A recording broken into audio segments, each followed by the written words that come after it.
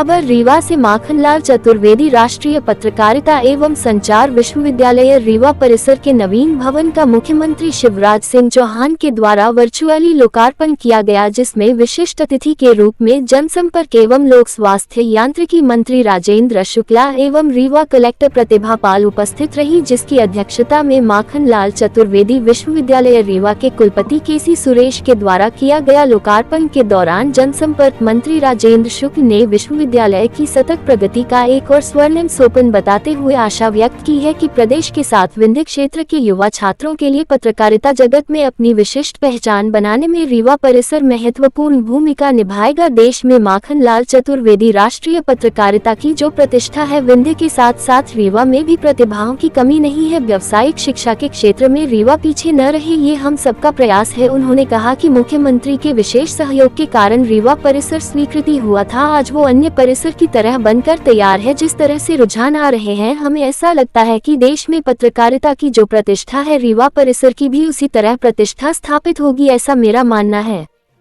बड़ा खूबसूरत परिसर बनाया गया है, क्या कुछ कहेंगे? और एक सपने के साकार होने जैसा है, क्या कहेंगे आप? वास्तव में माखनलाल चतुर्वेदी विश्वविद्यालय पत्रकारिता का जो प्रतिष्ठा है वो पूरे देशव्यापी है और पत्रकारिता के क्षेत्र में हमारे रीवा में विंध्य में भी प्रतिभाओं की कमी नहीं है। बच्चों में रुझान है।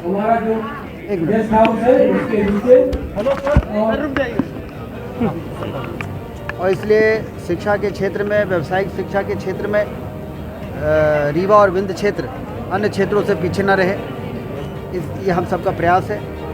मुख्यमंत्री जी के विशेष सहयोग के कारण रीवा परिसर स्वीकृत हुआ था और आज वो भव्य परिसर बनके 7 वर्षों में ही अपना भवन, अपना परिसर बनके जो तैयार हुआ है, ये हम सब के लिए बहुत ही प्रसन्नता की बात है।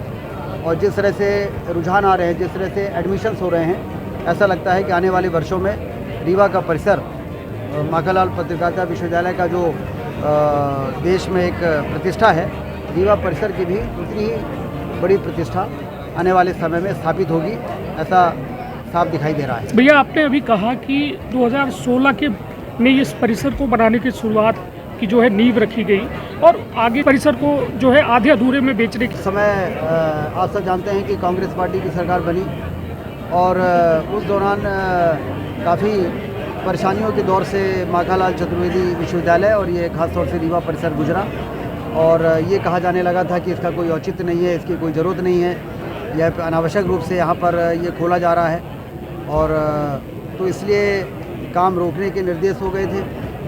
इस ज़मीन को फिर से बेचने के निर्णय पर विचार होने लगा था, लेकिन वो कुछ हो नहीं पाया। ये ज़रूर है कि 45 करोड़ की लागत वाले इस स्वीकृति को घटाकर 18 करोड़ कर दिया गया था।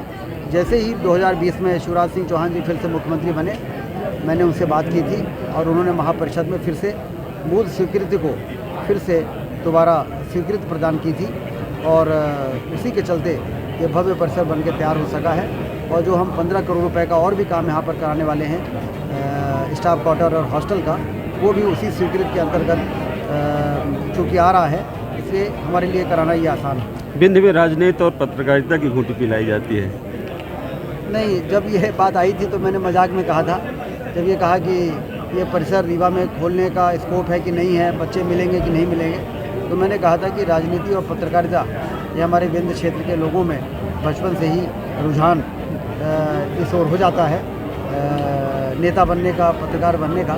तो मैंने कहा कि हमारे क्षेत्र में आप इसकी साध्यता का सर्वेक्षण कर लें और साध्यता सर्वेक्षण में निश्चित रूप से वहाँ पर इसका स्कोप दिखाई देगा और जो मैंने कहा था वही हुआ।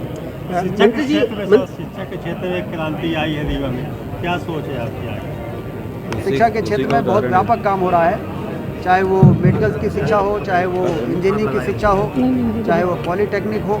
ग्लोबल स्किल पार्क भी हम यहाँ पर ला रहे हैं व्यावसायिक शिक्षा के लिए। और माखनलाल चतुर्वेदी विश्वविद्यालय के बाद एक और आपको खुशखबरी हम देना चाहते हैं कि 28 तारीख को संस्कृत विश्वविद्यालय की भी शुभारंभ करने मुख्यमंत्री जी रीवा पधार रहे हैं। सर, अभी मंत्री जी एक सवाल ये बोला था 45 दिन और 45 वर्ष चैलेंज देखें। क्यों? पंजाब मान मुख्यमंत्री सीएम, पंजाब सीएम नहीं है, कुछ दूसरा पूछा कि जहाँ पर चाह होती है वहाँ पर राह को निकलना पड़ता है। और का ये मतलब नहीं है कि आज ही से शुरुआत हो रही है। विधायक के नाते भी पिछले वर्षों में जिन चीज़ों के लिए प्रयास चल रहा था, अब उसको पुश करना थोड़ा सा ज़्यादा आसान हो जाएगा। और मार्कंडेय जी का उदाहरण दिया था। माननीय मंत्री